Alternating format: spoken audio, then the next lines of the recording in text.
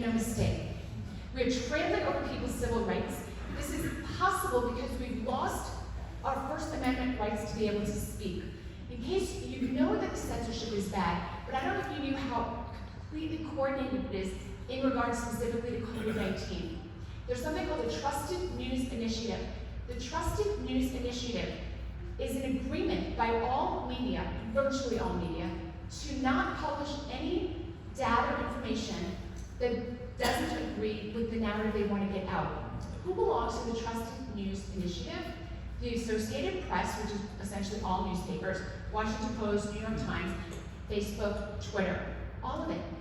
I started looking into this because yes, I know that I'm censored, but I would see things that were censored that were crazy. Like somebody would take a screenshot of theirs. Theirs is a government database. They would literally just take a screenshot of theirs and they'd post it and they would get deleted off of Twitter. I'm like, they're not even commenting, they're not even saying anything. It's just a screenshot of a government database. So I knew there was something more. So it's called the Trusted News Initiative. It's a collusion to not tell you what's going on. So it's so clear that the science and the law is being ignored. It's so reckless that I knew that there's something else going on, and I came here to tell you what that is. And the reason I went to this degree of difficulty to tell you is if you think this is just a regular, ordinary fight, you're mistaken, and you need to understand the big picture, and here it is. The real problem is not that governors are ignoring science, which they are, not that mayors and city councils have tried to do away with the middle class, and it's not even that the American public have revealed to the world their soft underbelly of complacency in the face of tyranny. These are very big problems, but seeing the real problem requires a shift in your thinking, and I invite you to consider the following. Almost all human beings have an intrinsic need to believe in something bigger than themselves. It makes no difference if a person self-identifies as an atheist. They inevitably will substitute a different belief system in place of God. People will always choose to believe in something. Atheists don't know this, but dictators do. If you choose not to believe in God, you will choose something more oppressive or politically unstable, or both. This undeniable fact of human nature has always been exploited by tyrants, which is why churches are the biggest threat to socialist and communist dictators. Churches have the capacity to help people connect to themselves, and a person will be loyal to that sense of belonging.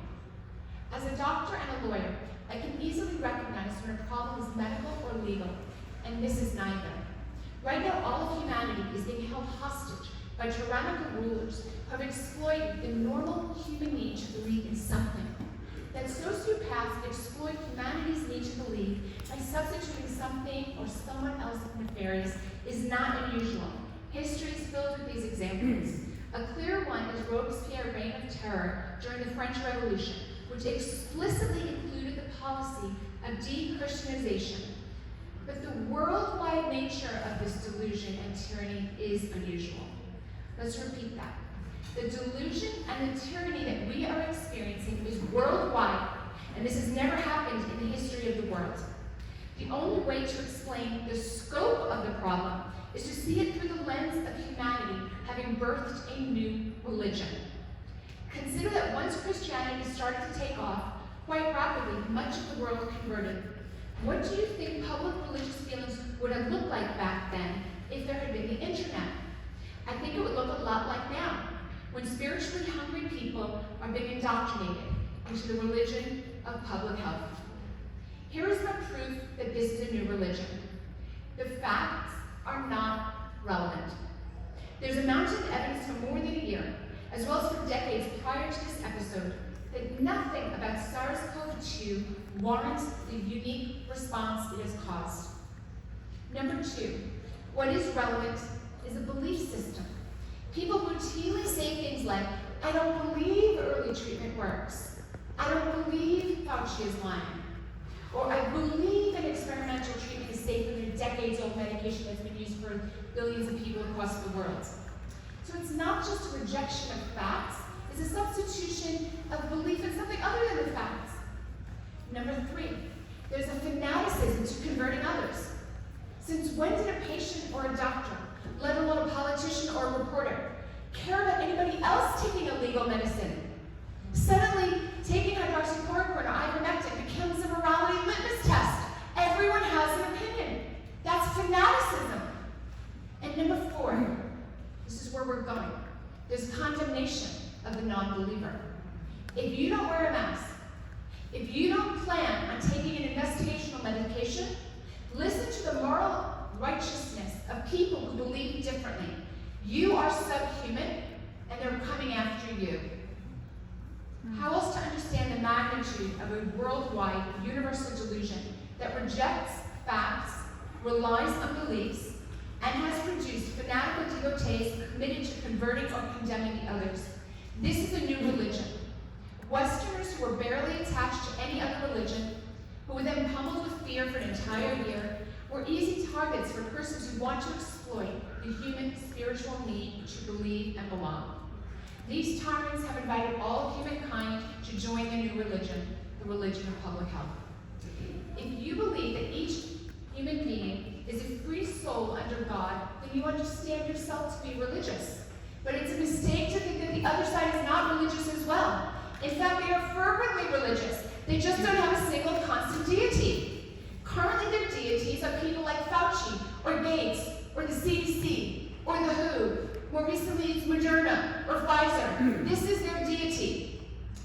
I say this because you must recognize where the fight is. We have two opponents. You understand that there's this sociopathic, evil, murderous elite that was lying to you. They've committed massive crimes against humanity. Who are their victims? The hundreds of thousands who died, the millions who became seriously ill, the hundreds of millions who slipped into poverty or opioid addiction or alcoholism or spouse abuse, and the millions who missed their graduation or their best friend's wedding or their grandmother's funeral. These are victims. I don't expect them to get justice, but AmericasFrontlineDoctors.org is in this fight to at least expose this through the media and through the courts. You'll hear more what I'm saying about the courts, but understand that there's this enemy. These are the people at the top, but they're not it. That's not the only enemy. We have a second front in this battle. There's the hundreds of millions of people across the world who have now been twisted into holding a sincere religious belief in the religion of public health and in the public health deities. You must recognize this enemy as well, especially because this is the one that's all around you. You may not be able to reach the leadership, but these people around you. These are the enemy as well. We must do battle with the masses who are blindly following evil. Perpetrating evil on a mass scale has always required mobilizing good people into evil actions. Mandatory inoculations can only become mandatory if the masses oblige the tyrants. If the people can be tricked into approving morally repugnant behavior, such as pressuring persons to take an experimental medication, do not excuse them because they know not what they do. Evil triumphs when good men do nothing. It makes no difference to humanity if they were forced by evil intent or was merely ill-informed. Until good people snap out of their religious fervor, they are serving the enemy. Even though these people are our neighbors, our friends, our family, even though these are people that we've known for years and they're sitting on the school board and they're sitting on the city council, and even the most would never have fallen for this if they had not been daily fed a diet of fear, they are assisting in the worldwide movement to execute freedom. There are now millions of people who do not see a fundamental problem with forcing someone else to take an experimental medication. Dominion over one's own body is black letter law since the Holocaust and Nuremberg trials. Yet people are literally talking about it as though it's okay. The facts are available to every man, woman, and child who wants them. SARS-CoV-2 is lethal virtually only when the patient was at or exceeded their life expectancy and was denied early treatment. On May 5th, the CDC released its latest numbers. Only 5% of the people who died from COVID-19 had only COVID-19 written on the death certificate. The average person who died had 4 comorbidities. Most of you had heard the number 2.6. On May 5th, the CDC upped it to 4. I expect they might even up it again in a few months. In my experience as a board-certified emergency physician, I saw COVID-19 patients a lot.